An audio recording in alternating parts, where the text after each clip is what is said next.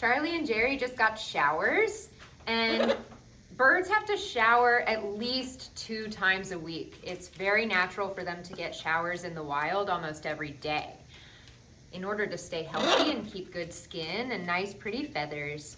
They also have the ability to self-dry, so you don't have to do anything to dry them. You can see their chest feathers trembling a little bit, especially on Jerry, the yellow feathers there, they're trembling. That means that she's shivering in order to produce heat to dry her feathers from the inside out.